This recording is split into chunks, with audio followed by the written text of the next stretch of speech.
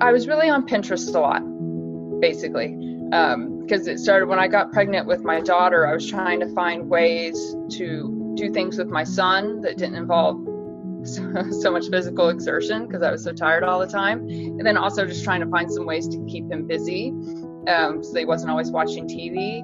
So it started out with Pinterest with busy bags. And, somehow I found Jamie's, one of her challenges, the 5-day challenges for Huddle Hands On As We Grow. I think I was probably ending up on her blog fairly often finding activities. So I was, I would find all these Pinterest ideas and I would have all these, the boards saved. But then it was a matter of, okay, what am I going to do on this day? And really just for me, then getting overwhelmed. I have so many options that now what do I do? And I still wasn't prepared. So I would go into the day and I wouldn't really have a sense of what I was going to do that day. And then so the day could kind of get away from me. And I felt aimless in a way. I like to do activities with my kids because I feel like, well, for the two reasons that it keeps them off the TV, but also I feel like we're just making these amazing memories together. I want my kids, when they look back at their childhood, to be like, gosh, we did so many fun things together all the time. And just for them to know that I'm being present with them and engaged and, committed to having fun with them. I really liked the fact that there's the Facebook page and that all the parents could interact with each other. And well, not just parents, but grandparents and nannies, and everyone could interact and share what they were doing. And I loved that because I always felt like I never had anyone who was interested in what I was doing with my child in terms of the activities. So I really liked having that community that we could share it with.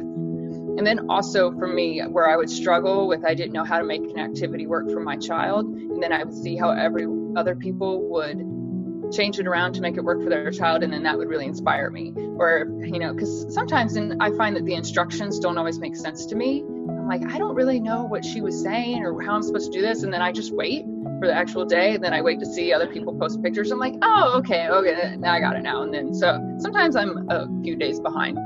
What I thought was that, like I had said before, I thought that the room would be a great way to get interesting ideas. Something that I might not necessarily think of myself, but also have it planned out for me and take some of that pressure off me. So I never walked into a day going, I have no idea what I'm doing. I have nothing planned because I know that the room always has stuff planned for me.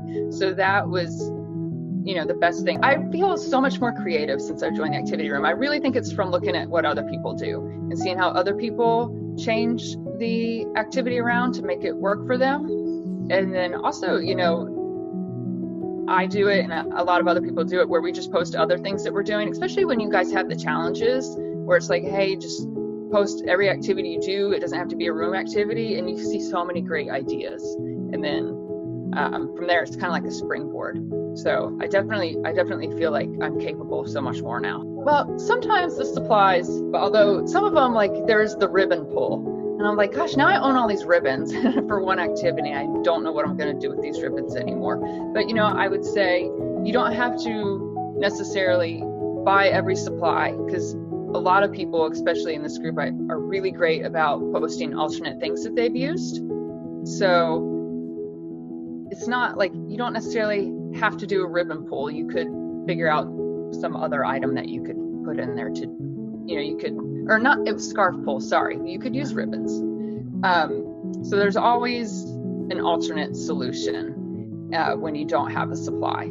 The cost investment, it's not that much when you consider how much you're getting back in terms of that connection you're creating with your child. Well, I definitely do a lot more activities. I was doing activities before, so I wouldn't say like it changed me as a mom so much, except that I probably just do them more and I'm just like way more into it. And it's really changed my son more than anything because now it's like he'll always ask, can we do an activity? Or he knows it's the days I go to work. Well, do we have time to do an activity before you go to work? And last week I worked all day and then I had a meeting at night. So I was gone most of the time. And that night when I was putting him to bed, he was like, you missed 2 opportunities to do activities with me today because you were at work during the day and at night. Worst case scenario is that I probably would have gotten into a rut and maybe never gotten myself back out of it because especially after I had my daughter. And, you know, you have a newborn and it's really challenging, at least it was for me, to find the time to do these things and to get prepared when you have a newborn. And I really fell out of doing activities for a while. And I would feel kind of bad about it. And, you know, I still was obviously still part of the group in Facebook. And then I would see other people who would kind of comment similarly, like, you know, I haven't done activities in a while. And then other people would be really supportive, like, hey, don't worry about it, you're going to get back into it. And, you know, then it kind of just took like one activity. Maybe I saw that, I was like, you know, that just seems so great and I could pull this off even with the newborn. And then it kind of just helps keep you going even when you really have minimal time and bandwidth to do so.